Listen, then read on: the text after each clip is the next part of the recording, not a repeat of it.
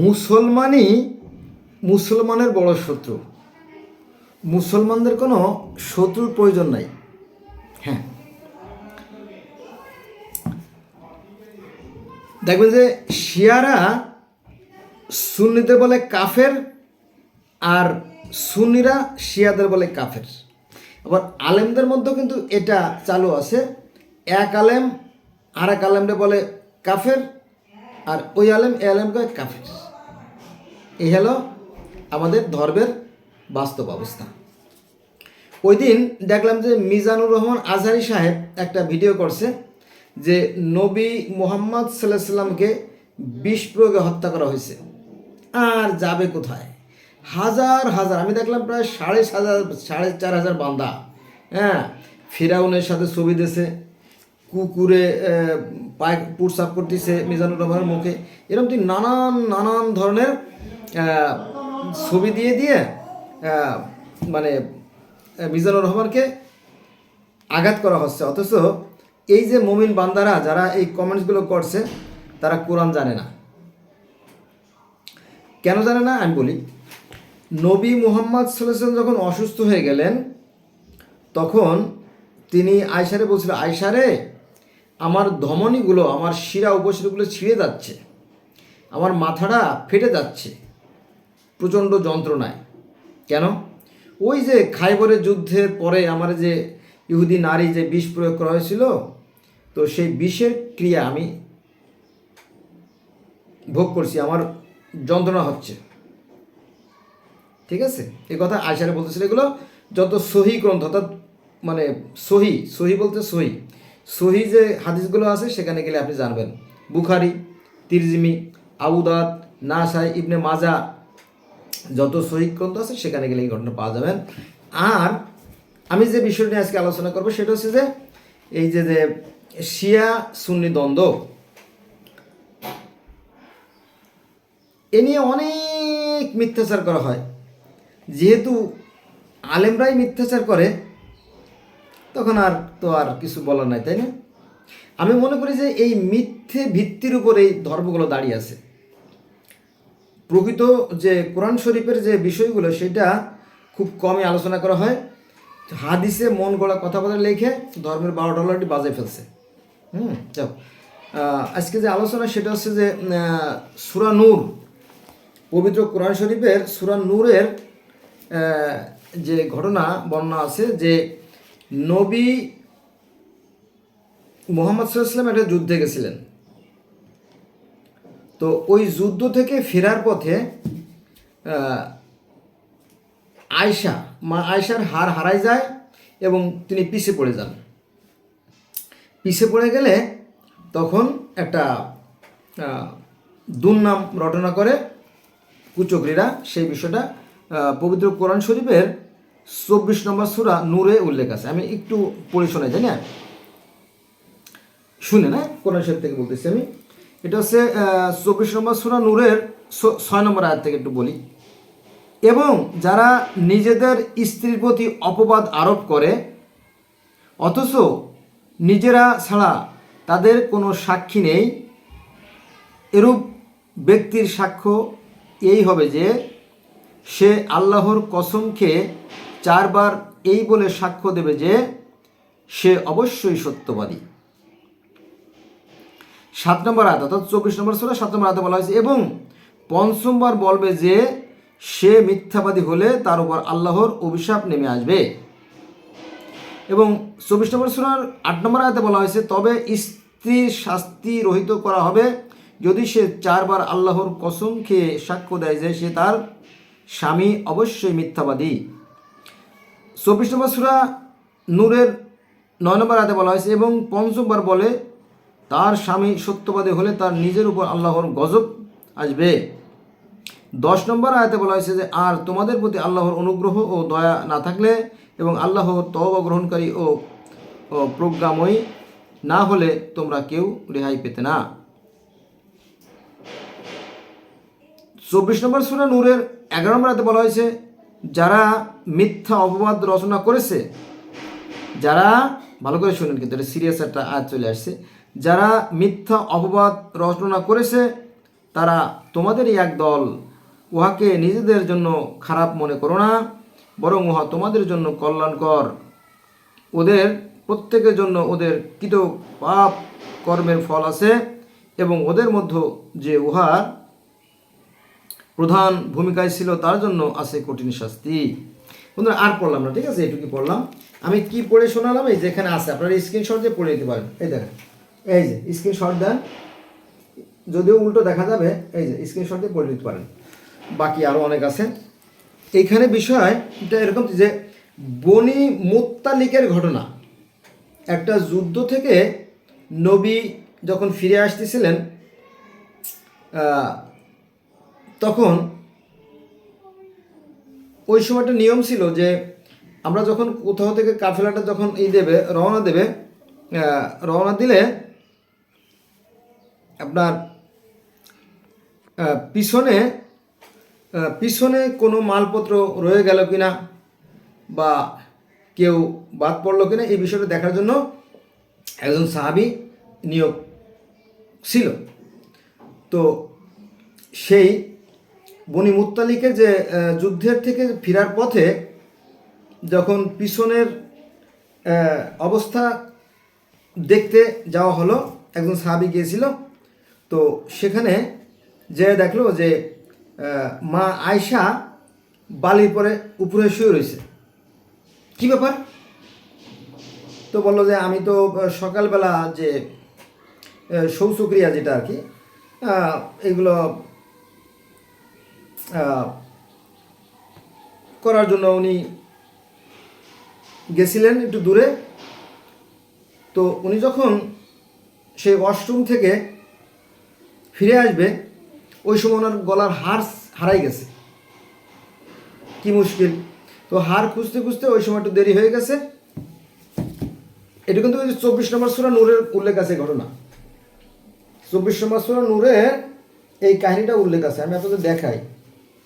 এই যে এটা হচ্ছে 24 নম্বর সূরা নূর। পড়তে একটু কষ্ট হবে, তারপরে স্ক্রিনশট দিয়ে পড়ে নেন, ঠিক আছে? উল্টো যদিও দেখা যায়। যাক, তো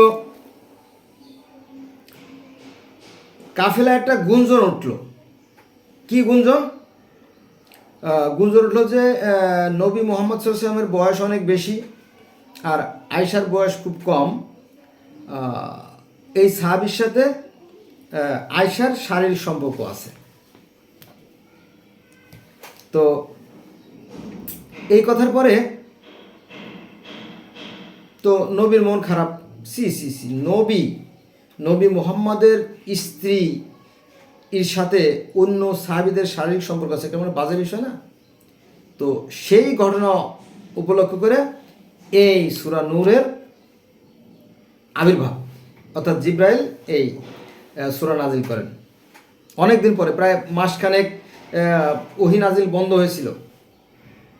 যাক, তো সেই বনি মুত্তালিক থেকে ফেরার পরে নবীর ঘুম হচ্ছিল না, খাওয়া হচ্ছিল না, নাওয়া হচ্ছিল না, অস্থির। একবার আবু বকরের বাড়িতে যায়, একবার উমরের বাড়িতে যায়। কি করব, আমি আত্মহত্যা করব, এই জীবন রাখবো না। বলে আপনি পাগলামি করেন না, কে কি বলছে না বলছে, হ্যাঁ এটা যাক। তো মূল কথা বলি, আলীর কাছে বললো, আলী রে আমি কি করবো বাবা, তুমি একটু আমার বুদ্ধি শুদ্ধি দাও তো, একটু পরামর্শ দাও তো, আমার তো আর ভালো লাগে না। তাহলে বাবা, মানে আলী বলতেছে নবী মোহাম্মদ সঙ্গে, বাবা মানে শ্বশুর, আপনি এত টেনশন করতেছেন কিসের জন্য? ওই আয়শা, যে আয়শাকে নিয়ে আপনি টেনশন করতেছেন, ও তো আপনার পায়ের ফিতার যোগ্য না, ওকে আপনি তালাক দেন। কি এত বড় কথা! আলী আমাকে তালাক দিতে বলছে? হ্যাঁ, এই হলো আলীর সাথে আয়শার শত্রুতার সূত্রপাত। আর দ্বিতীয় সূত্রপাত হচ্ছে ওই যে বনু ইসের, ওই যে ফাদাকের জমি, যখন নবী মুহাম্মদ সাল্লাল্লাহু আলাইহি ওয়াসাল্লাম মারা গেলেন মরে যাওয়ার ঠিক পরে নবীর যে কন্যা মা ফাতেমা তার যে সম্পত্তি জমি যেটা আর কি ফাদাকের বাগান, বিশাল বাগান, সেই বাগানটা কৌশলে নিয়ে গেল কিনা আবু বকর। বলো যে আবু বকর বলল, ফাতেমা তুমি ওই জমিতে আর যাবা না, মাত্র 10 দিন পরেই।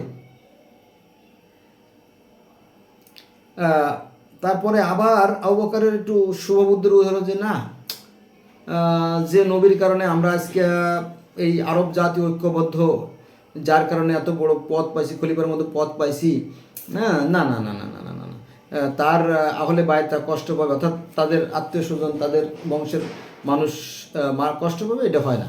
তখন কি করলেন উনি, ওই যে দলিলটা বানাইছিল, একটা নতুন দলিল তৈরি করে ওইটা আবার মা ফাতেমাকে দেবে। তো এইটা যখন আবার ওমর শুনতে পারলো যে মা ফাতেমাকে আবার জমি ফেরত দেওয়া হচ্ছে, তখন আবার ওমর কী করলো, সেই দলিলটা ছিঁড়ে ফেলাই দিল। মানে আমার মনে হয় যে ওমরের ছিঁড়া একটা অভ্যাস আছে। নবী মোহাম্মদ সাল্লাল্লাহু আলাইহি ওয়াসাল্লাম যখন অসুস্থ, যখন মৃতপ্রায়, তখন বলছিল যে আমার কাছে কাগজ কলম দাও, আমি কিছু ওসিয়তনামা লিখে যেতে চাই, যাতে আমি মরার পরে তোমাদের মধ্যে বিশৃঙ্খলা সৃষ্টি না হয়। তো এই ওমর সেই কাগজ কলম কেড়ে নিয়ে ছুঁড়ে ফেলে দেয়, রাখো তোমার ওসিয়ত। উনি এখন অসুস্থ, ওনার গায়ে প্রচণ্ড জ্বর, উনি জ্বরের ঘোরে উল্টোপাল্টা বলতেছে, এখনো কিছু দিও না, এখন কোনো কাগজকালি দরকার নাই, আমাদের কোরআনই যথেষ্ট, এরকম তো আর কি। এই আমার মনে হয় ওমরের একটা সিরা অভ্যাস ছিল। ওই যে নবী কিছু একটা লিখে যেতে চাইছিলেন মরার আগে, সেটাও ছিঁড়ে ফেলে দিলাম। তারপরে আবু বকর একটা দলিল করছিল যে না, এই জমিটা ফাতেমা ভোগ করবে, কিন্তু সেই দলিলটাও ওমর ছিঁড়ে ফেলে দিল, এরকম আর কি। বলে দেখা যাচ্ছে আয়েশার বাবা তো ওমর, দ্বিতীয় খলিফা ওমর, তো মেয়েও আলীর শত্রু, ওমরও আলীর শত্রু। ওই সময় এইসব দ্বন্দ্ব চলছিল। আর আয়েশার সাথে আলীর, অর্থাৎ মা ফাতেমার স্বামীর যে দ্বন্দ্ব, সেটা হচ্ছে ওই যে নবীরা বলছিল যে ওই আয়েশারে তালাক দেন। কি এত বড় কথা, আলী এমন কথা বলতে পারলো, এই বোঝা গেছে বিষয়টা। এই হ্যাঁ, পরবর্তীতে যখন হাসান মারা গেল, হাসান যখন মারা গেল, হাসান মরার আগে বলছিল যে আমার নানাজির কবরের পাশে আমাদেরকে সাহিত্য করো, এরকম তো আর কি। ঠিক আছে, তো হাসান যখন মারা গেল, হাসান আবার মারা গেল কীভাবে একটু বলি, আপনারা যারা জানেন যে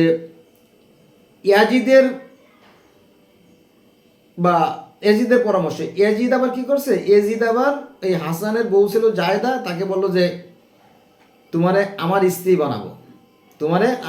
বানাবো, তুমি হাসানকে শেষ করে দাও। তোর বাবা, তাহলে আমি এজিদের স্ত্রী হতে যাচ্ছি, তো হাসানটা শেষ করে দিল বিষ খাওয়াইয়া। ঠিক আছে, এলো বিষয়। তো হাসানকে যখন কবর দিতে যাওয়া হয়, যখন কবর দিতে যেতে নানাজির কবরের পাশে, তখন মারওয়ান এবং আরও সঙ্গপঙ্গ মিলে সেখানে তাকে দাফন করতে দেওয়া হয় না, এমনকি তীর মারে, এরকম আর কি। তারপরে আপনারা জানেন যে সিফিনের উষ্ঠের যুদ্ধ যেটা হয়েছিল, উষ্ঠের যুদ্ধ অর্থাৎ আয়েশার সাথে আলীর যে যুদ্ধ, অর্থাৎ শাশুড়ির সাথে মেয়ের জামাই মানে কি, ফাতেমা হচ্ছে মেয়ের জামাই হচ্ছে আলী, এই আলীর সাথে ওই যে আয়েশার যে যুদ্ধ, এটাকে বলে উষ্ঠির যুদ্ধ বলা হয়। তো এই যুদ্ধে অনেক হাজার হাজার সৈন্য মারা গেছিল, বোঝা গেছে, যুদ্ধ বন্ধু হয়েছে। চিন্তা করেন, এটা ছিল আসলে, এটা ধর্ম না তো, এটা ধর্ম না, ধর্মের মানে এটা হচ্ছে আসলে রাজনীতি, মানে ধর্মের আড়ালে রাজনীতি। আমার বড় কাকা, আমার বড় কাকা, ওনার নাম আছে হাতেম মোল্লা। তো উনি গরু পালতেন, তো ওই একটা গরুকে বলা হতো ঘোড়া গরু বলা হতো, কিন্তু তাকে ঘোড়া গরু বলা হতো কেন জানেন? কারণ সে লাফাতো, প্রচণ্ড বেগে লাফাতো, আর একবার শরীরে ধরা যেত না। পরে ধামা আছে না, ধামা বেতের ধরে ধামা, এই ধামা গামলার মতো, তো ওই ধামার ভিতরে কুড়া অথবা খড় টড় বা ঘাস দিয়ে এবার আয় আয় আয় আয় আয় করে ধরা হতো গরু। একজনে ধরে রাখতো সামনে, আর একজন গলায় রশি পেঁচাই ধরতো। রশি পেঁচাইছে তো আর গরু যাইতে পারে না, এরকম ছিল ব্যাপারটা, ঠিক আছে। তো এই আমাদের সামনে মূল্য ঝুলে রাখা হয়েছে, এই ধর্মের যে প্রকৃত কাহিনীগুলো সেগুলো জানতে দেওয়া হয় না, ফলে খোদ আলেমদের সাথে বিভেদ। আমাদের এই ক্ষুদ্র বাংলাদেশে ইসলামিক রাজনৈতিক দল আছে 70টা। এই মুসলমানরা জেন্দেগিতেও এক হতে পারবে না, ফলে এদের ধ্বংস সুনিশ্চিত। তো মুসলমানদের কথা বলতেছি আমি।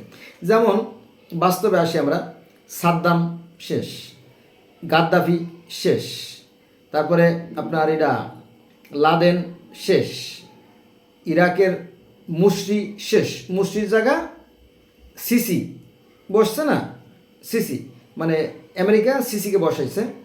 এরপরে মুসলমানদের মধ্যে একটা মাত্র রাষ্ট্র ছিল ইরান, সেই ইরানটাও শেষ হতে চলেছে অলরেডি। এই 2-1 দিন হলো আক্রমণ করে বসছে আমেরিকা। আর আমেরিকা যাদের ধরে তারা আর ছাড়ে না, শেষ করে দেবে। মানে মুসলমান থাকবে ওই না থাকার মতো আর কি, ঠিক আছে। আচ্ছা, মূল কথা আসি। ওই দিন দেখলাম যে এক লোক একটা ভিডিও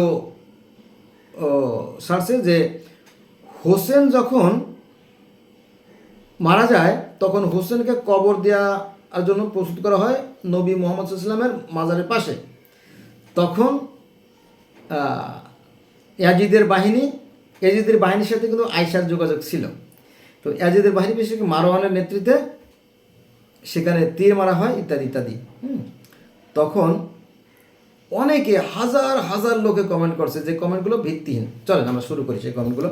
আমি করে রাখছি, আপনার স্ক্রিনশট দিয়ে রাখছি, দেখছেন এই যে হ্যাঁ স্ক্রিনশট দেওয়া আছে, এইগুলো আমি দেখাচ্ছি আপনাদেরকে।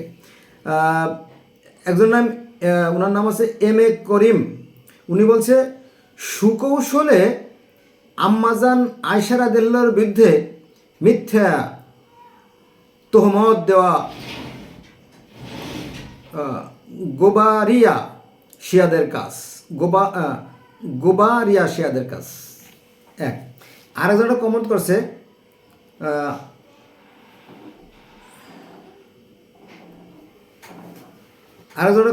ওনার নাম আছে পাকপান জাতন স্লাবেস। উনি কমেন্ট করছে, উনি বলছে যে কুখ্যাত মারওয়ান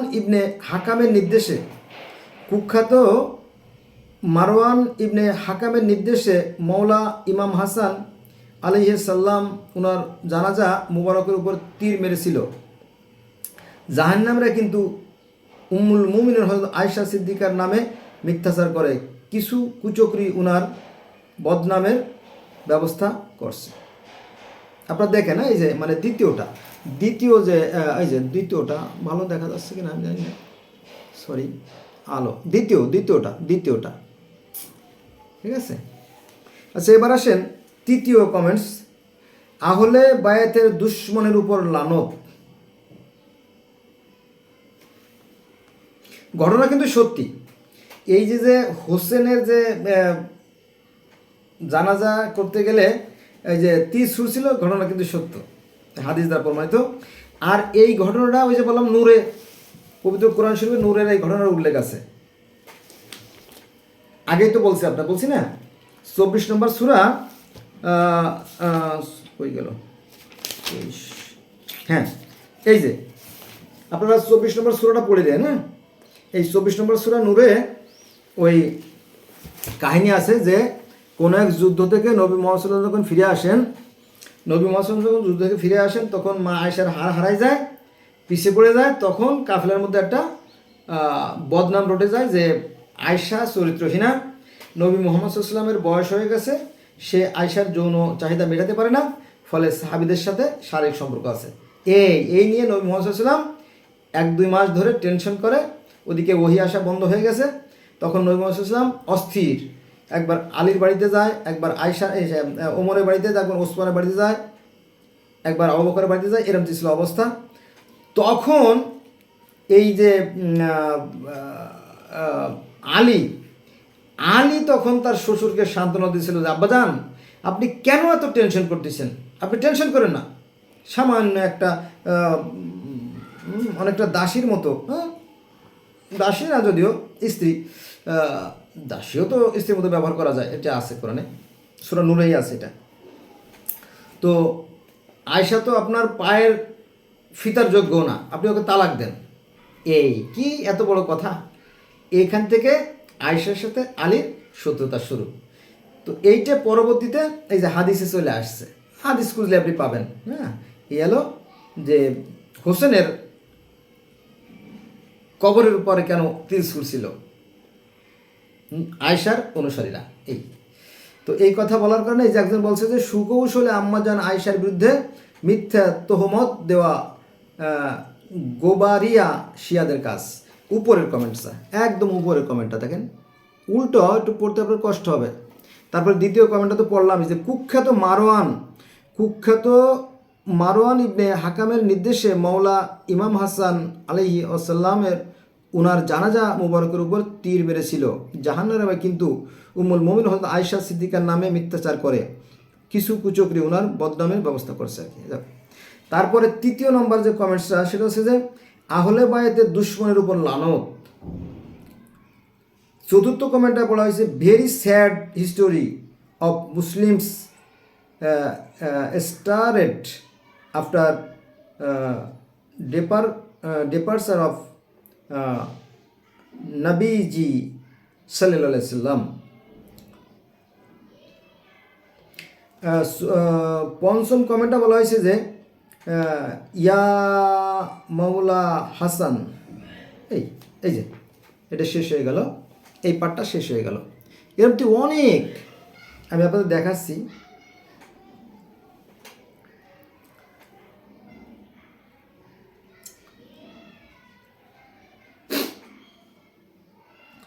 আচ্ছা, এবার আসেন সৈয়দ ওবায়দুল হক, আপনারা দেখতে পাচ্ছেন না উপরে, ওই যে উপরে দেখেন সৈয়দ ওবায়দুল হক নামে এক ভদ্রলোক, উনি কি কমেন্ট করছে আমি দেখাচ্ছি আপনাদেরকে। উনি বলছে ইসলামের ইতিহাসকে কলঙ্কিত করার উদ্দেশ্যে বানোয়াট কেচ্ছা কাহিনী সুযোগ পেলেই মুনাফিক সর্দার সাবাইর শিষ্যরা ধর্মপ্রাণ মুসলমানদের গেলানোর চেষ্টা করে।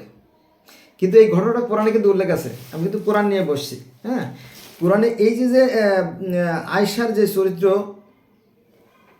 নিয়ে যে ঘটনা, সেটা কিন্তু কোরআনে আছে, 24 নম্বর সূরা নূরের আয়াতগুলোতে আছে। এই ঘটনা পরবর্তীতে হাদিসে শাখা প্রশাখা গজাইছে, ঠিক আছে। এবং এই ঘটনাকে কেন্দ্র করে, অর্থাৎ কোরআনে এই সূরা নূরের ঘটনাকে কেন্দ্র করে আয়েশার সাথে আলীর যুদ্ধ হয়, এটা কিন্তু কোরআনে আছে। এখন আপনি হ্যাঁ, এই যে এক একজনে এক এক বাজে মন্তব্য করে, আসলে সত্যতা না। ইসলামের ইতিহাসকে কলঙ্কিত করার উদ্দেশ্যে বানোয়াট কেচ্ছা কাহিনী সুযোগ পেলেই মুনাফিক সর্দার সাবেই শিষ্যরা ধর্মপ্রাণ মুসলমানদের গেলানোর চেষ্টা করে, আসলে তা না, কোরআনের কাহিনী, এটা তো প্রমাণিত সত্য। আচ্ছা, এবার আসেন দ্বিতীয় নম্বরে, আমি 4টে নম্বর নিয়ে আলোচনা করবো। দেখেন এই যে একজন হাস্যকর ছবিও দিয়েছে, এই যে নিচেরটা, একদম নিচেরটা। দ্বিতীয় আরেকজন লাগছে, ওনার নাম হচ্ছে এমডি ইকবাল হোসেন চৌধুরী। উনি কি কমেন্ট করছে দেখি, ইসলাম শান্তির ধর্ম, তাই দয়া করে অশান্ত করে মুনাফিকদের এবং ইসলাম বিরোধীদের সুযোগ করে দেবেন না। ইসলাম মহাসমুদ্রেও আপনার যাতে পছন্দ হয় পালন করুন, প্রতিহিংসা নয়, আল্লাহ আমাদের সঠিক পথে কবুল করুন। এই ঘটনা তো, এই যে ঘটনা দেখেন, সাহাবীদের মধ্যে এই ঘটনা ঘটছিল এবং সাহাবীদের মধ্যে প্রচুর মুনাফিকও ছিল। ওই সময় প্রচুর যুদ্ধ সংঘাত কত কিছু হয়েছে না, এই আর কি। এই বিপদ কশ্মীর কালেও যাবে না। এই ঘটনা শুরু কিন্তু ওই যে বললাম না, বনি মুত্তালিকের ঘটনা। বনি মুত্তালিকের যুদ্ধ থেকে ফেরার পথে আয়েশার হার হারাই গেলে উনি পিছিয়ে পড়ে গেলে অনেক দেরিতে উনি আবার মূল কাফেলার সাথে যখন মিলিত হলো, তখন কাফেলার মধ্যে থেকে একটা গুঞ্জন উঠছিল যে আয়েশা চরিত্রহীনা, সেই নবী জীবিত থাকা অবস্থায়, এবং নবী মুহাম্মদ সাল্লাল্লাহু আলাইহি ওয়াসাল্লাম না খাওয়া প্রায় ছেড়ে দিয়েছিলেন, এই নিয়ে টেনশন করতেছিলেন দীর্ঘদিন, এবং ওহী নাজিলও বন্ধ হয়ে গেছিল। তারপরে একবার আবু বকরের বাড়িতে যায়, একবার ওমরের বাড়িতে যায়, একবার ওসমানের বাড়িতে যায়, একবার আলীর বাড়িতে যায়। তো আলী বলছিল যে আপনি এত টেনশন কেন করতেছেন, ওই আপনার আয়েশারে তালাক দেন। এই গেল জামাইয়ের সাথে অর্থাৎ আলীর সাথে আয়েশার শত্রুতা। এখান থেকে পরবর্তীতে অনেক অঘটন ঘটছে। ওই যে হাসান যখন মারা গেল, হাসান মারা গেলে হাসানের কবর যখন নবীর কবরের পাশে দিতে গেছিল, তখন ওই যে মারওয়ান এবং অন্যান্য সবাই তীর মারে, না এখানে ই করা যাবে না, কবর দেওয়া যাবে না। বোঝা গেছে বিষয়টা। এবং শুধু এই শত্রুতা না, এই যে ইয়াজিদ তো আপনার পুরো সাম্রাজ্য দখল করে নিয়ে গেলো, ঠিক আছে। এই জন্য ইসলাম ধর্মটা একটা গোলক দাদার মতো হয়ে গেছে, হ্যাঁ, জানতে হবে। আচ্ছা, এবার আসেন, এই সাইডটা তো দেখাইছি তাই না, এই সাইডটা আলোচনা করলাম। এরপরে আমি আরেকটা পার্টে যাই, প্রচুর আছে এখানে আলোচনার বিষয়।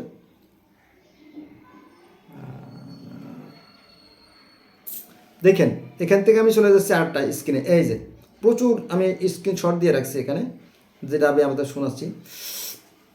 এবার দেখেন কি বলা হয়েছে। এটা হচ্ছে শরীফুদ্দিন মনির, উনি একটা কমেন্ট করছে। উনি বলতেছে যে মা আয়েশাকে কেন বিরোধিতা করবেন, মা আয়েশা কেন বিরোধিতা করবেন, বেটা ফাজলামি সব জায়গায় করতে যাইস না, শালা শুয়োরের বাচ্চা। অথচ এখানে জানে না। আমি কিন্তু আগেই বলছি যে এই কাহিনীর কিন্তু এই কোরআন শরীফ থেকেই সূচনা। নবী মোহাম্মদ সাল্লাল্লাহু আলাইহি ওয়াসাল্লামের সময় কিন্তু এই ঘটনা ঘটছে, নবী থাকা অবস্থায় কিন্তু এই ঘটনা ঘটছে। নবী অস্থির, কি করবে না করবে এটা তো নাই, তাই না। এই শুয়োরের বাচ্চার দরকার নাই, মতভেদ থাকতে পারে। আমি আবার বলি, শরীফুদ্দিন মনির একদম উপরের কমেন্টটা দেখেন, একদম উপরের কমেন্টটা, যদিও উল্টো দেখা যাবে, একটু স্ক্রিনশট দিয়ে একটু পড়ে নিন কষ্ট করে। সেখানে বলতেছে শরীফুদ্দিন মনির, মা আয়েশা কেন বিরোধিতা করবে, বেটা ফাজলামি সব জায়গায় করতে যাস না, শালা শুয়োরের বাচ্চা। উনি বলতেছে, তার মানে এই লোকটা কিন্তু খুব নিরাপদ না, বেয়াদব টাইপের লোক। বেটা তুমি তো জানো না এই ঘটনা নবীর সময় ঘটছিল, এই ঘটনাকে কেন্দ্র করে নবী তো অস্থির, নবী তো অসুস্থ হয়ে গেছে, এর কাছে পরামর্শ করতে গেছে, ওখানে পরামর্শ করতেছে। তারপরে আলী বলছে যে আপনি এত টেনশন করেন না, নিজের জীবনটা নষ্ট করেন না, আপনি আসে তারা এরম বলছিল। কিন্তু কম বলুক বেশি বলুক সেটা আপনারা বিচার করবেন আপনারা। এই তো এই শত্রুতা কিন্তু সেই নবী থাকা অবস্থায় হয়েছিল, হ্যাঁ।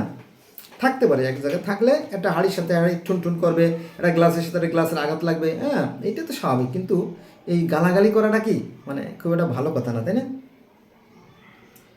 অথচ যে শিয়াদেরকে আমরা গালাগালি করি, অথচ শিয়ারাই কিন্তু নবীর মূল আহলে বাইত অর্থাৎ বংশের লোক। আচ্ছা, এবার আসেন, আরজিৎ ভট্টাচার্য লেখছেন যে আল্লাহ বারা হ্যান্ডেল মার্সলি, কী লাগছে, আল্লাহ হ্যান্ডেল মার্সিল অপনে। দেখ, উনি খুব ভালো একটা কমেন্ট করে নাই, উনিও কিন্তু ভালো কমেন্ট করে নাই। আল্লাহ বারা হ্যান্ডেল মার্সিল অপরে, কি লেখছে জানি, আল্লাহর বাড়া হ্যান্ডেল মারছিল অপরে, বাজে বাজে কমেন্ট করছেন। দ্বিতীয়টা কিন্তু তার মানে উপরেরটাও বাজে কমেন্ট, শুয়োরে বাচ্চা করে গালাগালি দিচ্ছে, তারপরটাও কিন্তু বাজে কমেন্ট। তারপর তৃতীয়টা আমরা পড়বো, তাই না। তৃতীয়টা দেখেন কি জানি, এক সৈয়দ, কি সৈয়দ, এটা সৈয়দ ওবায়দুল হক, উনি একটা কমেন্ট করছে। কি করছে চলেন, ইসলামের ইতিহাসকে কলঙ্কিত করার উদ্দেশ্যে বানোয়াট কেচ্ছা কাহিনী সুযোগ পেলে এই মুনাফিক সর্দার সাবাইয়ের শিষ্যরা ধর্মপ্রাণ মুসলমানদের গেলানোর চেষ্টা করে, এইটা। আচ্ছা, এবার আমরা চতুর্থটা পড়ব। এই যে চতুর্থটা মানে আমার এই যে হাতের সামনে যেটা আর কি, চতুর্থ কমেন্টটা পড়ব। দেখেন, উনিও কিন্তু ভালো কমেন্ট করে নাই। চতুর্থটা কমেন্ট করছে এমডি ইকবাল হোসেন চৌধুরী। ওটা একটু পড়ছি না একবার, হ্যাঁ পড়ছি। যাক, তাহলে আমরা ওখান থেকে বাদ দিই, ওটা বাদ দিয়ে আর এক জায়গায় চলে যাই। আমরা নতুন একটা পেজে চলে গেছিলাম, অনেকগুলো কমেন্টস আছে, চলেন শুরু করি। এখানে শিক্ষণীয় আছে কিন্তু সবার জন্য। উনি এসে FM শাহিন মিয়া, একদম উপরে দেখছেন আপনারা, FM শাহিন মিয়া উপরে আছে, দেখেন কয়টা কমেন্টস আছে দেখে নিতে পারেন। এই যে এখানে স্ক্রিনশট দেন, একটু কষ্ট হবে উল্টো পথে তো। আচ্ছা, এই লেখক একজন ইহুদি, এটা নিশ্চিত। এই এই লেখক একজন ইহুদি, এটা নিশ্চিত। অথচ ঘটনা কিন্তু এই কোরআনে আছে। এই যে বললাম না যে নূরের সূরা নূরের 25 নম্বর আয়াতে, এই 25 নম্বরতে আল্লাহর ইসে আর কি গুণগান। তো 24 নম্বর সূরা নূরে এই কাহিনী আছে, কাহিনী থেকেই কিন্তু হাদিসে আসছে। তাহলে এই যে FM শাহিন মিয়া, উনিও কিন্তু ভালো কমেন্ট করে নাই। ইহুদি আসবে কোত্থেকে? ইহুদি তো এখানে আসে নাই, তাই না? হ্যাঁ, তারপরে আসেন ফজলুল কোয়াজি। এই যে দ্বিতীয় নম্বরে ফজলুল কোয়াজি একটা কমেন্ট করছে। তো উনি বলতেছে যে কি সব হাবিজাবি লেখা ছাড়ো। এই যে দেখেন দ্বিতীয়টা। তারপরে তৃতীয়টা আসি, এটা হচ্ছে হাবিবুর রহমান মনির।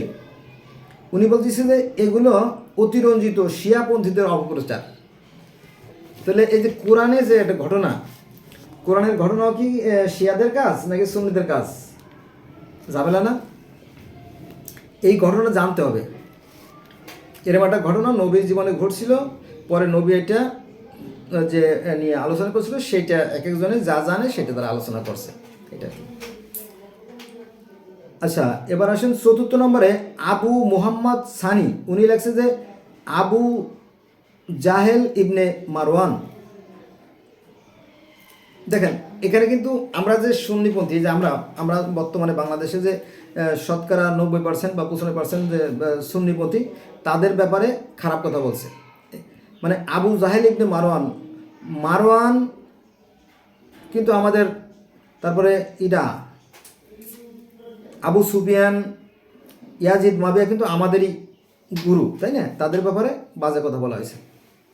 এবার আসেন পঞ্চম নম্বর কমেন্ট, এটা হচ্ছে শরীফুদ্দিন মনির। এখানে বলা হয়েছে যে মা আয়সা কেন বিরোধিতা করবেন? বেটা ফাজলামি সব জায়গায় করতে যাস না, শালা শুয়োরের বাচ্চা। এই যে উনি বোধহয় বারবার কমেন্ট করছে আর কি, সেটা চলে আসছে। বন্ধু, আমার মোবাইলটা অফ হয়ে যেতে পারে, ব্যাটারি শেষ। হ্যাঁ, যদি মোবাইল হয়ে যায়, অফ হয়ে যায়, তাহলে মনে কিছু করে না। প্রচুর, আমি আপনাদেরকে দেখানি আগে। এই যে আর একটা 2টা, 3টা, 4টা, 5টা, 6টা, 7টা, 8টা, 9টা, 10টা, 11টা, 12টা, 13টা, 14টা, 15টা, 16টা, 17টা, 18টা, 19টা, 20টা, 21টা, 22টা, 23টা, 24টা, 25টা, 26টা, 27টা, 28টা, 29টা, 30টা, 31টা, 32টা। ও ও হ্যাঁ হ্যাঁ, চলে আসছে। এই দেখেন, এই যে মূল আলোচনা কি, এই যে মূল আলোচনা দেখেন, এই যে আলোচনা আমি শেষ করে দেবো, কারণ মোবাইলকে আমাদের টিপ টিপ করতেছে, তো নিভে যেতে পারে, অফ হয়ে যেতে পারে। দেখেন, দেখা যায়? এই দেখেন, এইখানে একজন লেখক কি যে লেখছে আমি আপনাদের শোনাচ্ছি। এবার দেখা যায় না তো? এই যে দেখা যাচ্ছে কিনা আমি জানি না। এই যে দেখেন, এখানে একজন ফিদা এ আহলুল বাইত, এই আইডি থেকে এই কমেন্টটা করা হয়েছে। কি বলছে শোনেন, স্ক্রিনশট দিয়ে পড়ি না। এই যে কি লেখছে দেন, ভালো করে দেখেন। আমি আবার পড়ে শোনাচ্ছি আপনাদেরকে, এটাই পড়ে শোনাবো আপনাদের। এখানে বলছে কি যে ইমাম হাসান আলাইসাল্লাম এর জানাজা রাসূলের সাল্লাল্লাহু আলাইহি সাল্লামের পাশে দাফন করতে দেবে না বলে যারা অস্ত্র হাতে এগিয়ে এসেছিল, তাদের মধ্যে প্রথম সারিতে ছিল মারওয়ান ইবনে হাকাম, সাইদ ইবনে আস ও উম্মুল মুমিনিন আয়সা মাকাতিতুল তালিবিনের বর্ণনা মতে উম্মুল মুমিনিন আয়সা খচ্চরের উপর বসে বললেন, আমার মাথার চুল থাকা পর্যন্ত ইমাম হাসান আলাইসাল্লাম নবী সাল্লাল্লাহু আলাইহি সাল্লামের পাশে দাফন করতে দেব না। এটা হচ্ছে মাকাতিতুল তালিবিন নামক যে গ্রন্থ, মাকাতিতুল তালিবিন নামক যে গ্রন্থ, সেই গ্রন্থের 34 পৃষ্ঠায় এই কাহিনীটা বিস্তারিত বর্ণনা আছে। ইবনে শাহর আশুব উল্লেখ করেন যে ইমাম হাসান আলাইসাল্লাম খাটিয়ায় রাখা শবদেহ বৃষ্টির মতো তীর বর্ষণ করা হয় এবং 70টি তীর বিদ্ধ হয়। চিন্তা করেন, একটা শরীরে যদি 70টা তীর বিদ্ধ হয় তাহলে ব্যাপারটা কত ভয়ঙ্কর না? মানে সেই তাও আবার কি মৃত মানুষ, তো কতটা হিংসা, কতটা বিদ্বেষ, কতটা ঘৃণা এই মুসলমানদের মনে। আচ্ছা দেখ, এই যে কাহিনী, এই যে 70টা তীর বিচ্ছিল, এই কাহিনীটা উল্লেখ আছে কোথায় জানেন? মানা কেবে আলে তাবি আবি তালিব, 3য় খণ্ড, পৃষ্ঠ নম্বর 204।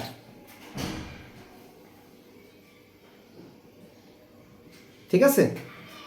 আচ্ছা যাক, এত কমেন্ট দেখেন, এত কমেন্ট যদি আমি পড়ি, তাই না, বিশাল, মানে কেউ কিন্তু ভালো কমেন্ট করে নাই, বুঝছেন?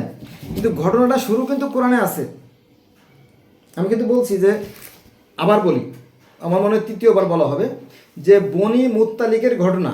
বনি মুত্তালিক যুদ্ধ থেকে যখন নবী মুহাম্মদ সাল্লাল্লাহু আলাইহি ওয়াসাল্লাম মদিনা বা মক্কায় যেখানে ফেরার চেষ্টা করে, তো পথিমধ্যে মা আয়সার ওই যে পিছে পড়া, মা আয়সা পিছে পড়ে যান। এইটি নিয়ে কাফেলার মধ্যে গুঞ্জন ওঠে যে নবী মুহাম্মদ সাল্লাল্লাহু আলাইহি ওয়াসাল্লাম যেহেতু বৃদ্ধ হয়ে গেছেন, আয়সার জৈবিক চাহিদা, যৌন চাহিদা মেটাতে পারেন, এই জন্য ওই সাহাবীদের সাথে শারীরিক সম্পর্ক।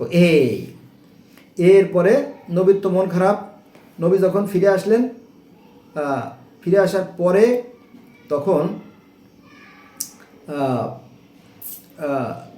নবী মুহাম্মদ সাল্লাল্লাহু আলাইহি ওয়াসাল্লাম আবু বকরের বাড়িতে যায়, ওমরের বাড়িতে যায়, আলীর কাছে যায়। তখন আলী কেন এই কথা বলছিলেন? এই গেল শত্রুতা, বুঝছেন? এই জন্য আবার যুদ্ধও হয়েছে, ওই যে উষ্ঠের যুদ্ধ হয়েছে এবং হাজার হাজার লোক মারাও গেছে। এই হলো আমাদের ইসলাম। এক হুজুরের সাথে আর এক হুজুরের কোনো মিল নাই, আবার এক মুসলমানের সাথে আর এক মুসলমানের সংঘাত, অথচ এরা জানে না। এজন্য আমি যেটা অনুরোধ করবো আপনাদেরকে, আমি বলছি যে মোবাইলে চার্জ শেষ, যে কোনো সময় বন্ধ হয়ে যেতে পারে।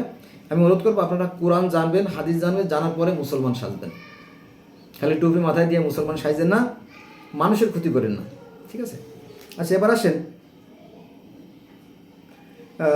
অনেক কমেন্টস, একজন একটা কমেন্ট করছে, আমি শুধু কমেন্টগুলো পড়ে যাবো, আমি দেখাতে যাব না। তাজুস শাহ রিয়া বলছে যে এই পোস্ট করছে তার ঘর জাহান্নামে আগে থেকেই তৈরি করা আছে। এই হনুর মতো বড় স্পর্ধা উম্মুল মোমেনিন আম্মা আয়েশা সিদ্দিকা রাদিয়াল্লাহু আনহার সাথে কি জানি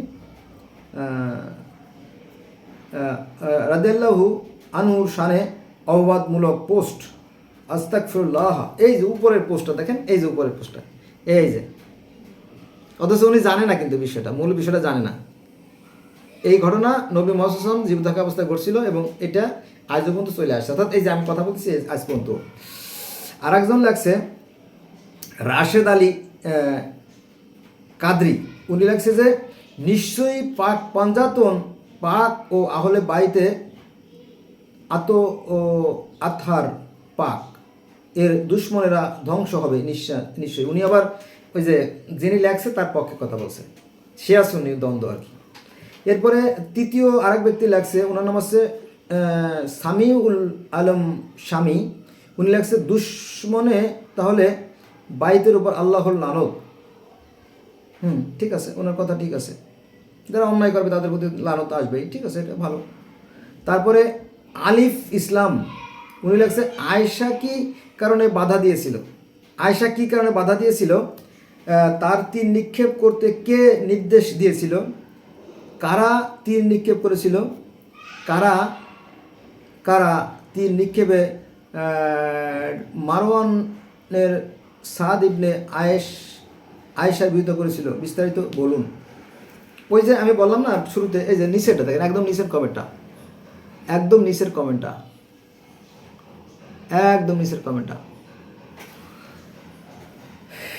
এই ঘটনা উল্লেখ আছে। আমি তো 2-3বার বলে ফেলাইছি, তাই না? সূরা নূরটা পড়লে আপনারা এটা স্পষ্ট হয়ে যাবে।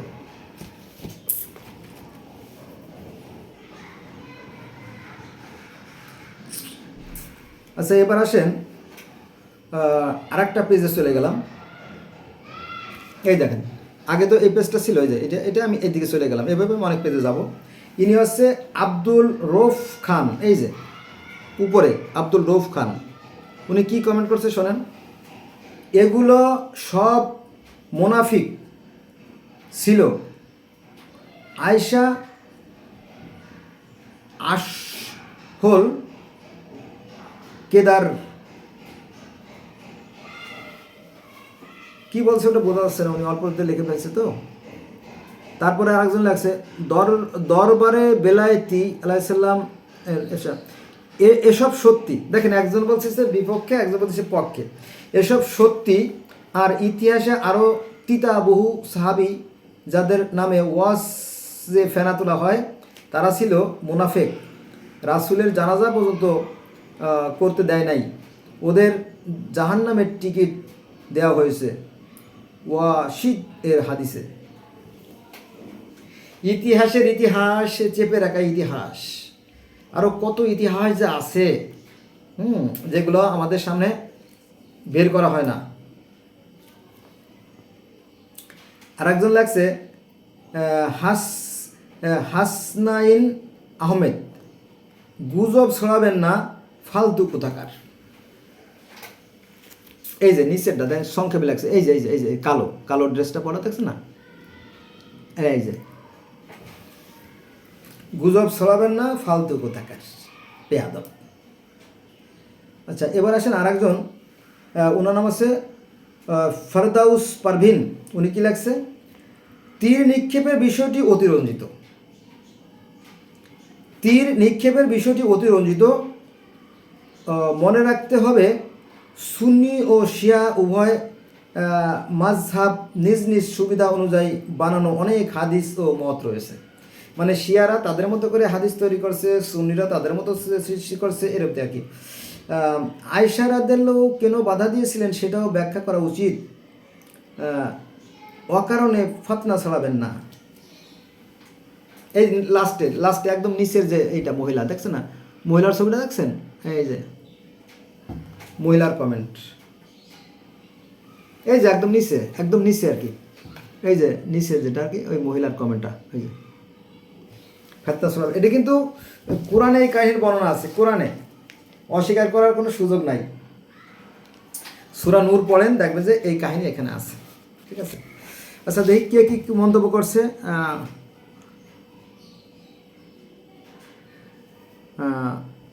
এসব সত্যি, আর ইতিহাস আরও তিতা বহু সাহাবি যাদের নামে ওয়াজ ফেনা তোলা হয় তারা ছিল মুনাফেক। অনেক সাহাবি যাদেরকে বাকবাকু করা হয় তারা ছিল আসলে মুনাফেক। এই একটা মানে ধর্মের নামে রাজনীতি আর কি, এগুলো ধোঁকাবাজি। সাবধান থাকবেন, আর সৃষ্টিকর্তা আপনার যে জ্ঞান দিয়েছে এই জ্ঞানটা কাজে লাগাবেন, ঠিক আছে, সাবধান করে। বাবা, এই ধর্ম শান্তির কথা বললেও এই ধর্ম নিয়ে জগতে সবচেয়ে বেশি অশান্তি, ঠিক আছে।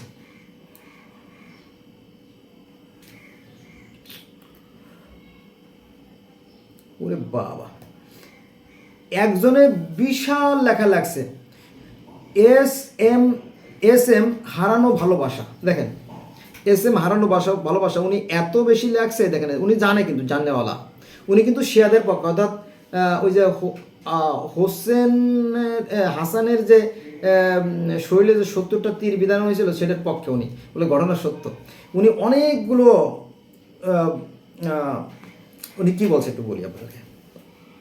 তৌহিদি জনতা আসলে নবী সাল্লাল্লাহু আলাইহি ওয়াসাল্লামের ইন্তেকালের সময় থেকেই সংগ্রামী ভূমিকা পালন করে আসছে। যেমন রাসূল সাল্লাল্লাহু আলাইহি ওয়াসাল্লাম ইন্তেকালের সময় 3 দিন ওনারা সংগ্রামে ব্যস্ত ছিলেন। মানে নবী মুহাম্মদ সাল্লাল্লাহু আলাইহি ওয়াসাল্লাম এদিকে মারা গেছে, নবীর দাফন কাফন বাদ দিয়ে ধুয়ে ওনারা সংগ্রামে ব্যস্ত, মানে ক্ষমতা নিয়ে ব্যস্ত। ও মাই গড, কই গেল?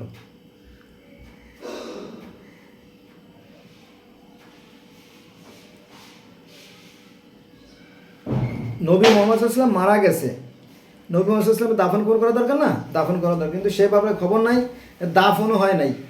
এখন 3 দিনে তো শরীর ফুলে যায়, নষ্ট হয়ে যায়, তাই না? তারপরে কি ঘরের মধ্যেই কবর দিতেছে, যা, এই হলো অবস্থা। এই আরব আলীদের কত মানে লোভ, দেখেন ক্ষমতার লোভ, সেটা এখানে পাওয়া যাবে। আমি স্ক্রিনশট তো এই যে দিচ্ছি, দেখ আপনারা স্ক্রিনশট দেখে নিতে পারেন, এই যে দেখেন দেখে নিতে পারেন, স্ক্রিনশট দেন পড়ে নিতে পারেন। পয়েন্ট আমি পয়েন্টটা পড়ে শোনাচ্ছি। 1 নম্বরে রাসূল সাল্লাল্লাহু আলাইহি ওয়াসাল্লাম ইন্তেকালের সময় 3 দিন ধরে ওনারা সংগ্রামে ব্যস্ত ছিলেন, মানে সাহাবীরা। তাই ওনার দাফন কাফন 3 দিন পর হয়েছিল, কেউ বলে হয় নাই, কেউ বলে হয়েছে। যাও আচ্ছা, 2 নম্বরে বলছে যে খলিফা ওমর রাদিয়াল্লাহু আনহুর শাসনকালে এই তৌহিদি জনতা বিদ্রোহ করে এবং নামাজরত অবস্থায় তাকে হত্যা করে। 3 নম্বরে বলা হয়েছে তারপর খলিফা ওসমানকে এই তৌহিদি জনতা স্বজন প্রীতির অপরাধ দিয়ে তার বিরুদ্ধে ষড়যন্ত্র করে এবং হত্যা করে। 4 নম্বরে তারপর আলী রাদিয়াল্লাহুর বিরুদ্ধে এই তৌহিদি জনতা মুআবিয়া প্রচলনা বিদ্রোহ করে এবং কতে সিপ্পিনের যুদ্ধ সংঘটিত হয়, উষ্টের যুদ্ধ সংঘটিত হয়, জঙ্গে জামালের যুদ্ধে 70,000-এর অধিক মুসলমানকে হত্যা করা হয়। 70,000। কোনো কোনো বর্ণনা থেকে পাওয়া যায় যে ওই জঙ্গে জামালে 81,000 সৈন্য মারা গেছিল। এখানে কিন্তু সিম্পল একটা জিনিস, মানে ওই যে হাসানের শরীরে যে তীর মারছিল সেই ঘটনা আলোচনা করা হয়েছে, আর এখানে যে হাজার হাজার সাহাবী মারা গেছে।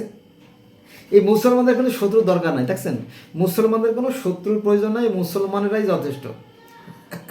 হ্যাঁ, নির্বোধলে যা হয় আর কি। হ্যাঁ, নির্বোধ 3 জায়গায় গুমা খায়, এটা হচ্ছে পা থেকে হাতে টেস্ট করতে পায়খানা, তাই না? তাহলে পায়ে পায়খানা মাখছে, হাতে মাখলো আর নাকে মাখলো, 3 জায়গায় পায়খানা মাখে। অথচ হাতে একটা আলো থাকলে, লাইট থাকলে কিন্তু এই ধরনের দুর্ঘটনা ঘটতো না। বুঝছেন ব্যাপারটা? সঙ্গে বললাম এই হলো মুসলমানদের অবস্থা, মানে গবরে লেজে গবরে অবস্থা আর কি মুসলমানদের। কোরআন কথা বলছি আমি, কিন্তু এই ঘটনা কিন্তু কোরআনে আছে। যেহেতু নবী মুহাম্মদ সাল্লাল্লাহু আলাইহি ওয়াসাল্লামের সময় আয়েশার সাথে নবীর একটা মনোমালিন্য হয়েছিল, সেই কাহিনী। এবার আসে 5 নম্বরে এই তৌহিদি জনতা হযরত আলী রাদিয়াল্লাহুকে কুফায় মসজিদে নামাজরত অবস্থায় হত্যা করে। 6 নম্বরে তারপর এই তৌহিদি জনতা ইমাম হাসানের বিরুদ্ধে যুদ্ধ করে এবং এক পর্যায়ে ষড়যন্ত্র করে বিষ খাওয়ায় হত্যা করে। হাসানকে বিষ প্রয়োগে হত্যা করা হয়েছে, হোসেন সহ আরও 81 জনকে হত্যা করা হয়েছে, তাই না? খালি রক্ত আর রক্ত, খুন খারাপি। হ্যাঁ। 7 নম্বরে তারপর এই তৌহিদি জনতা মুসলিম বিন আকিলকে হত্যা করে। তারপর এই তৌহিদি জনতা ইমাম হোসেনকে ওই যে কারবালার ময়দানে নির্মমভাবে ক্যাটাস। 8।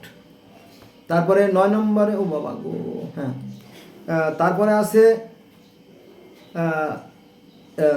ইমাম হোসেনকে 70 জন সঙ্গী সহ কারবালার প্রান্তরে হত্যা করে এবং তার দেহ মাথা থেকে বিচ্ছিন্ন করে লাশের উপর দিয়ে ওই যে ইমাম হোসেনের কল্লা কেটে নিয়ে এটা চলে যায় সেই কুফায়। এর সাথে আরও 70টা মাথা ছিল, নিয়ে যখন কুফায় চলে গেল, যাওয়ার পরে ইয়াজিদ কী করছে জানেন? একটা লাঠি ছিল, ইয়াজিদের হাতে কুচা দেয়, কিরে কথা কইস না কে? হ্যাঁ, হোসেনের মাথায় অপমান কী যে আজকে যদি আমার, মানে ইয়াজিদ কিন্তু একটা গান গাইছিল, আজকে যদি আমার পূর্বপুরুষরা বেঁচে থাকতো তাহলে তারা দেখতে পারত আজকে সেই বদরের যুদ্ধের বদলা নিলাম। এই কথাটা কে বলছিল? ইয়াজিদ বলছিল। এখন আমরা ইয়াজিদের অনুসারী কত? শতকরা 95%, তাই না? কোথায় সেই ইসলাম? নবী মুহাম্মদ সাল্লাল্লাহু আলাইহি ওয়াসাল্লাম ভালো ছিলেন আর তার সবই ঠিক ছিল, কিন্তু নবী মারা যাওয়ার পরে শেষ করে দিয়ে এখন নতুন একটা ইসলাম এখন চলছে, এজন্য খাপ মিলতেছে না আর কি। আচ্ছা, 9 নম্বরে আছেন তারপর সেই তৌহিদি জনতা হোসেনের অনুসারী মুক্তার সাকাফিকে 7,000 সৈন্য হত্যা করে।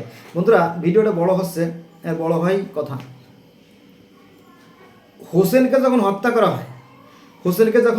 করা হয় তখন এই মুক্তার সাকাফি জেলখানায় বন্দী ছিল। ওদিকে হোসেনের সপরিবারে হত্যা করা হয়, যেমন বঙ্গবন্ধুর সপরিবার হত্যা করা হয়। তখন ওই জেলে থেকে মুক্তার সাকাফি শপথ করেছিল, আমি মুক্তার সাকাফি যদি বেঁচে থাকি তাহলে আমি কোনো পাপীকে ছাড় দেব না, আমি এই হোসেন হত্যার বদলা নেব।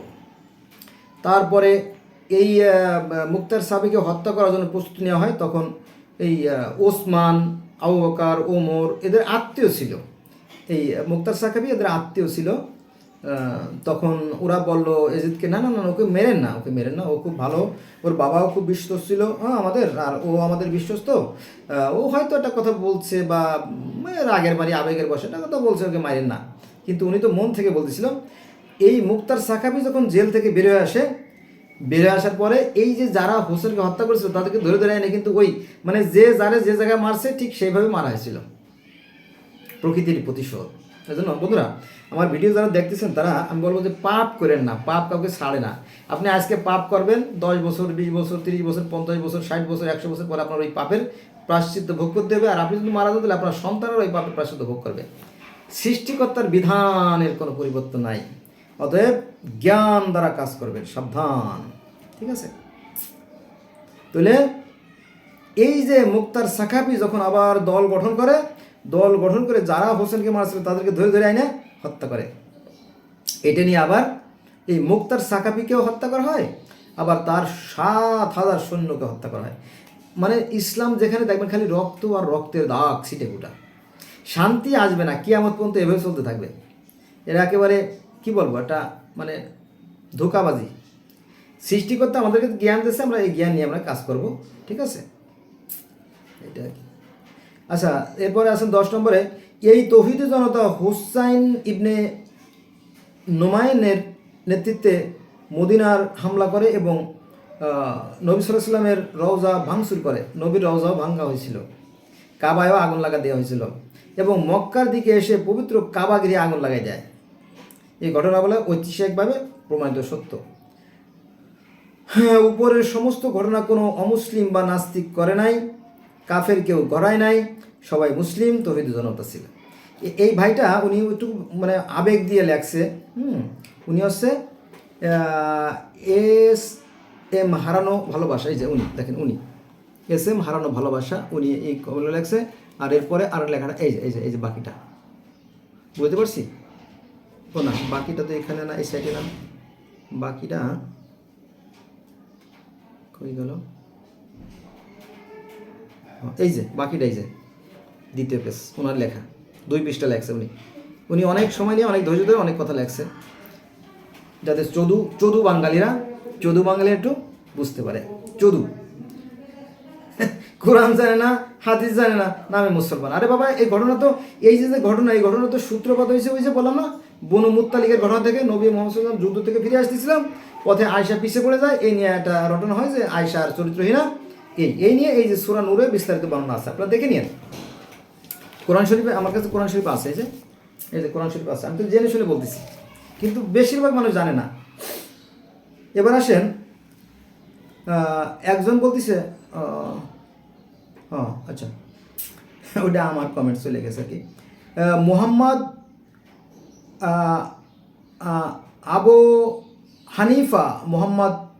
আবু হানিফা উনি কি কমেন্ট করছে দেখি। নতুন নতুন কথা, নতুন নতুন ফতনা সৃষ্টি করে, যেই কথা জীবনে কেউ শোনায় নাই, ইতিহাসের নামে সেই সব কথা প্রচার করে ইসলামকে খণ্ড খণ্ড করারই উদ্দেশ্য। নবীজির সহধর্মিনী উম্মুল মুমিনিন হযরত আয়েশা রাদিয়াল্লাহু এর উপর চরিত্রের সার্টিফিকেট 1450 বছর আগে আল্লাহ তাআলা কোরআনে দিয়েছেন। আহলে বায়েতের ভালোবাসায় দোহাই দিয়ে নবীজির সহধর্মীর বিরুদ্ধে যারা মিথ্যা অপবাদ দেয় তারা কখনো মুসলমান হতে পারে না। আহলে বায়েত পাক পাঞ্জাতন। এই যে দ্বিতীয়টা, এই যে লাল একটা রাউন্ড দেখছেন না, উনি এই কমেন্টটা করছে, লাল, এই যে ওই যে লাল দ্বিতীয়টা, স্ক্রিনশট দেখো, স্ক্রিনশট দিয়ে পড়ে নিন, যদি উল্টো দেখা যাবে, সুন্দর দেখা যাবে না। আর একজন লাগছে রাজি, উনি লাগছে যে তীর নিক্ষেপের ঘটনাটা সম্পূর্ণ বানোয়াট, কিন্তু বানোয়াট না। ওই যে আমি বললাম না, এই ঘটনা কিন্তু কোরআনে আছে, এই কোরআনের থেকে এই ঘটনার সূত্রপাত। তীর নিক্ষেপের ঘটনাটা সম্পূর্ণ বানোয়াট, জঘন্য, মিথ্যাচার। যে জালিমরা এই ঘটনা বানিয়েছে আল্লাহ তাদের ধ্বংস করুক। ইতিহাসে এমন কোনো ঘটনা নেই এই ধরনের মিথ্যা ঘটনা আর দিবেন না। মহান আল্লাহ তাআলাকে ভয় করুন। তীর নিক্ষেপটা সাধারণ ব্যাপার, তাই না? একটা তীর নিক্ষেপের ব্যাপার না, কিন্তু এই যে যে হাজার হাজার লোক, লাখ লাখ লোক মারা গেছে, এটার কি করবেন? রোমানদের সাথে যখন পারস্যের সাথে যখন মুসলমানদের যুদ্ধ হয়, তখন খালিদ বিন ওয়ালিদের নেতৃত্বে 3 লক্ষ লোক ধ্বংস হয়ে যায়। কি ভয়ঙ্কর এই ধর্ম! দেখেন যে 1 লক্ষ লোক হত্যা করে, কচুকাটা করে, অর্থাৎ কল্লা কেটে ফেলে। আর এক লক্ষ লোক পানিতে ডুবে মারা যায় দ্বিতীয়। আর তৃতীয়ত 1 লক্ষ লোক বন্দী হয় মুসলমানদের হাতে। 3 লক্ষ লোক একটা যুদ্ধে শেষ। এখন এইভাবে যদি 97টা যুদ্ধ হয়েছে, এই 97 যুদ্ধের সাথে যদি আপনি কম বেশি মিলান, তাহলে দেখবেন যে খালি যেখানে ধর্ম সেখানেই দ্বন্দ্ব, যেখানে ধর্ম সেখানেই যুদ্ধ, যেখানে ধর্ম সেখানেই রক্ত। কি ভয়ঙ্কর এই ধর্ম! যে যত বড় মূর্খ সে তত বড় ধার্মিক হয়। দেখে নিন।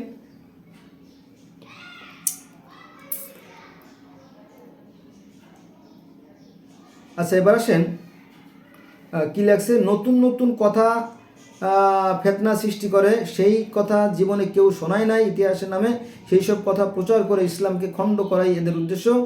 নবীজির সহধর্মিনী উমিনুল মুমিনিন হযরত আয়েশা রাদিয়াল্লাহু আনহার উত্তম চরিত্রের সার্টিফিকেট 1450 বছর আগে কোরআনে দিয়েছে। কই? কোরআনে তো অপবাদের কথাও বলা আছে।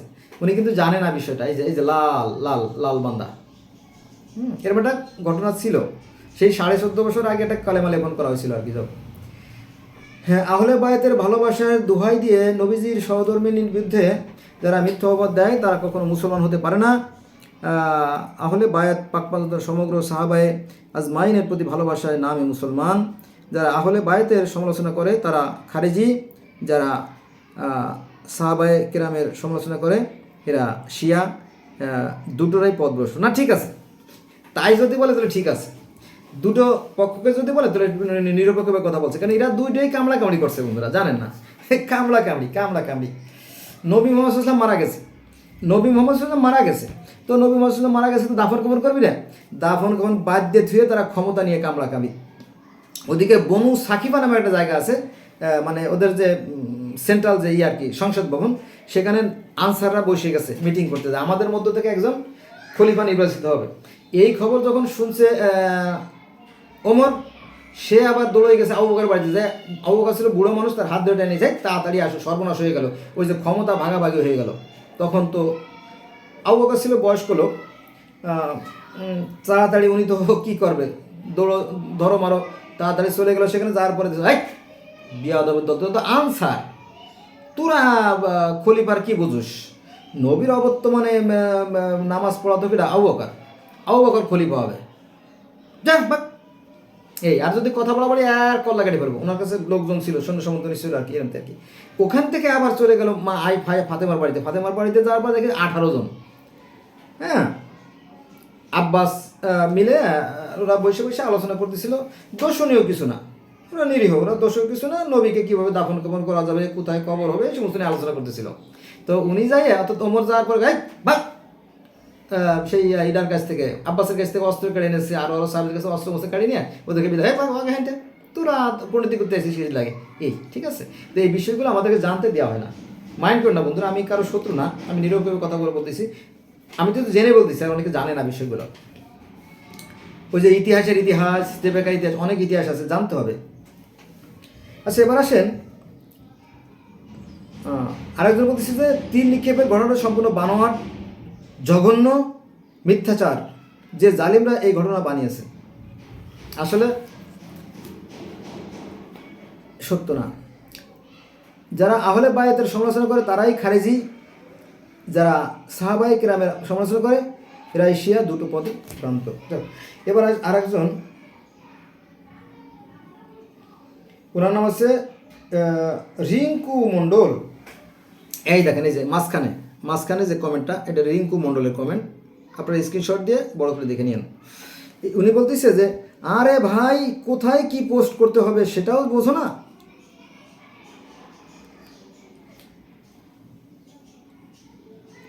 এরা তো আল্লাহর সাথে আলেমগিরি চোদায় গালাগাইতেছে। এইখানে আপনার মানে কি বলবো রে ভাই?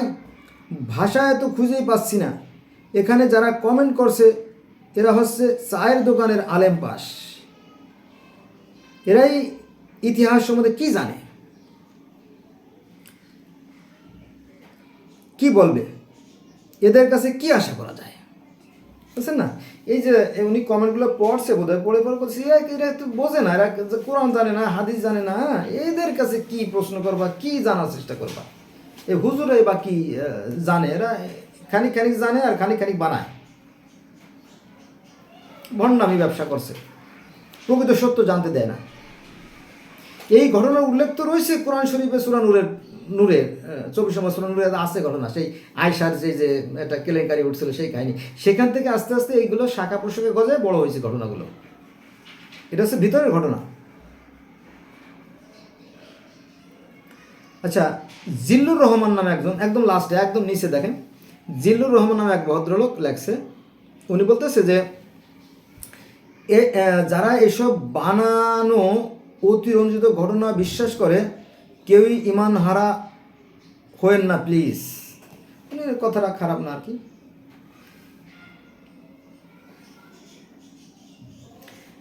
আর একজন লাগছে এমডি নুরুজ্জামান।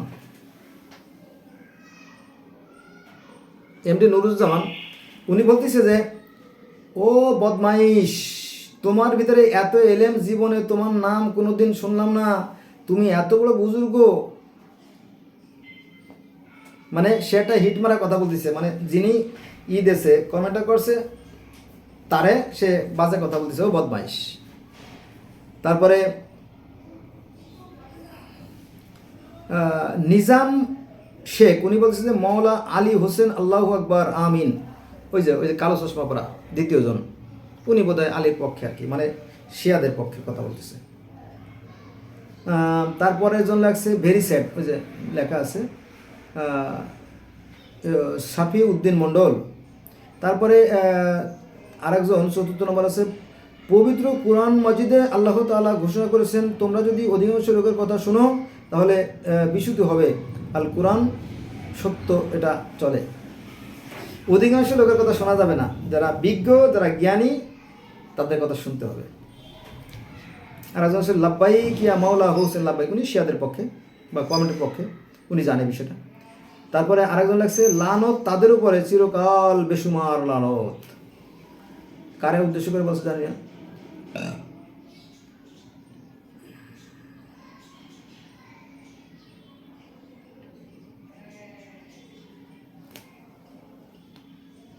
তো বন্ধুরা ভিডিও অনেক বড় হয়ে যাচ্ছে, ঠিক আছে, আমি আর যাবো না।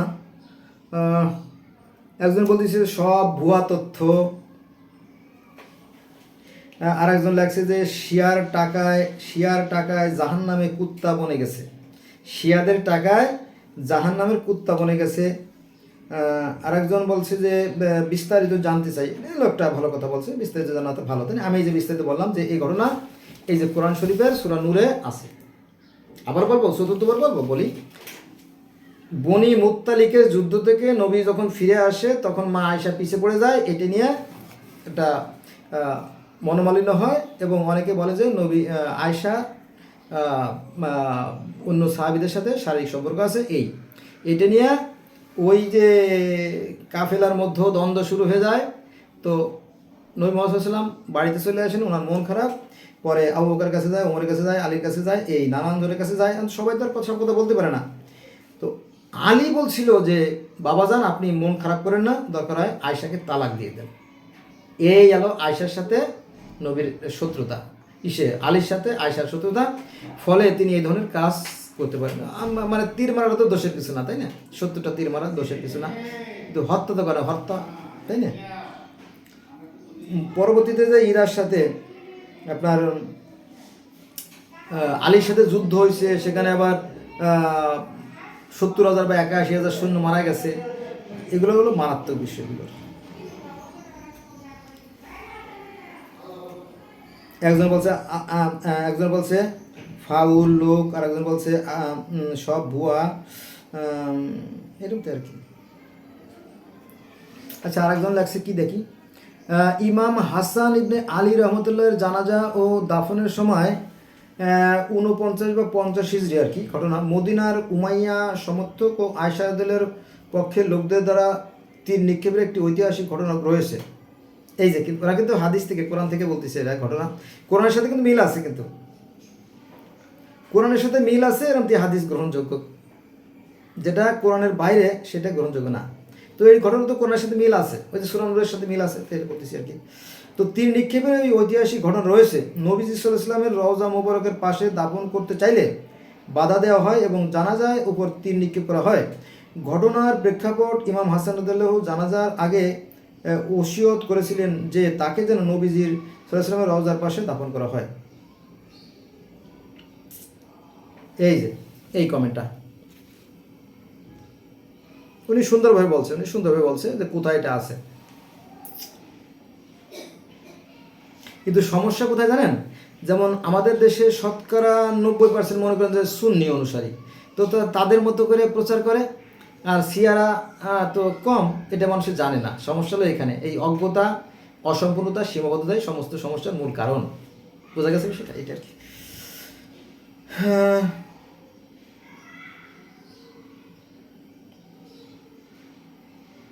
আচ্ছা আবার লেখছে, আচ্ছা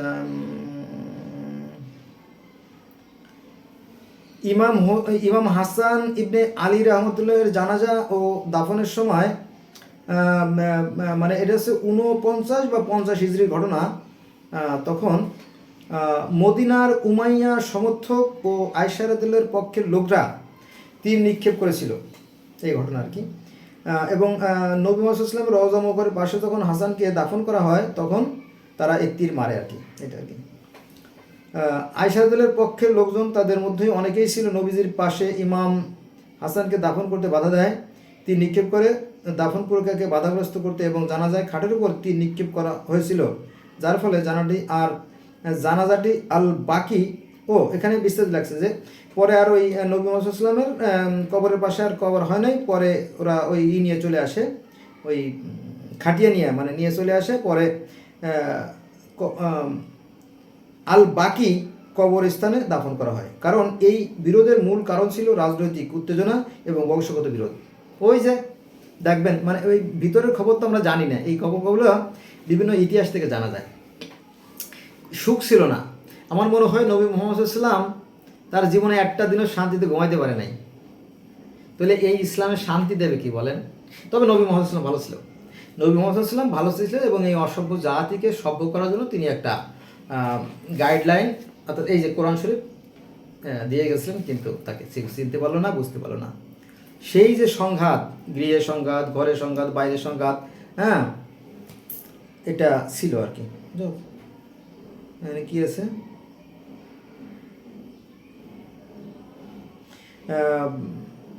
কেন